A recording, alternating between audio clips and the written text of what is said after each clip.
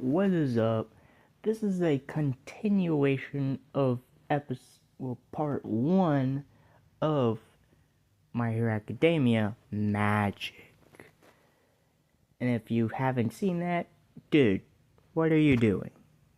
You're just gonna skip over that Lord and just be dumb and not understand the burden Ren has on his back? Get out of here. For those who have seen the first part, take it away, Gemini. Ren, age 9 before the entrance exam. From a young age, Ren's life was steeped in the secret of his magical lineage and the ever-present threat of discovery. His parents, the last scions of the Magician family, instilled in him the importance of secrecy and began his rigorous magical training early in his childhood. However, when Ren was just 9 years old, tragedy struck. His parents, while attempting to protect him and their hidden way of life from an unknown threat, perhaps a shadowy organization aware of magic, or simply a terrible accident exacerbated by their need for secrecy, perished. This devastating loss thrust the young Ren into an even more precarious and isolated existence. Alone and carrying the immense weight of his family's legacy, Ren was forced to rely on his nascent magical abilities and his own quick wits to survive. He navigated the harsh realities of poverty, moving from place to place to avoid detection, all while continuing his magical training based on the journals and lessons his parents had left behind. This early trauma solidified his guarded nature and instilled in him an unwavering determination to protect himself and the secrets of his heritage. To help support himself from the age of 10, Ren took on a job as a bartender at a local establishment called the Wild Thorn. This dimly lit, slightly grungy bar provided him with a source of income and a place to further hone his social skills, albeit in a somewhat rough-and-tumble environment.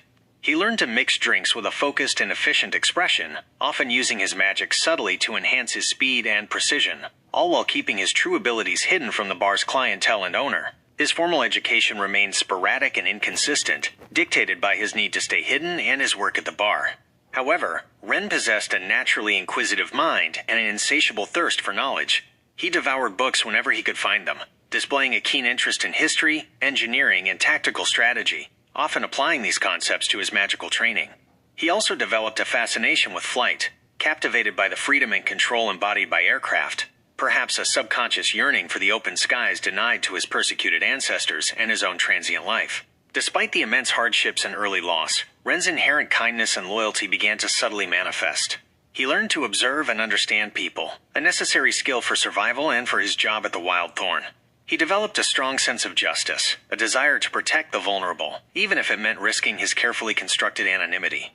This nascent heroism, coupled with his growing magical prowess, street-honed skills, the experience of providing for himself, and the profound impact of his parents' sacrifice, set the stage for his eventual decision to seek out UA High, a gamble that could bring either salvation or utter ruin. As the time for the UA entrance exam approached, Ren stood at a crossroads. He had honed his magic, mastered his non-magical fighting skills, and developed a complex, guarded persona.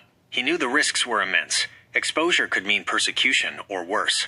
Yet, the lure of a place where he could hone his abilities, find a community, something he had long been denied, and perhaps even find a way to honor his parents' memory and reconcile his ancient heritage with the modern world of heroes, proved irresistible. He prepared to take the leap, not knowing that his arrival at UA would set in motion a chain of events that would challenge his very identity and redefine the fate of his lineage.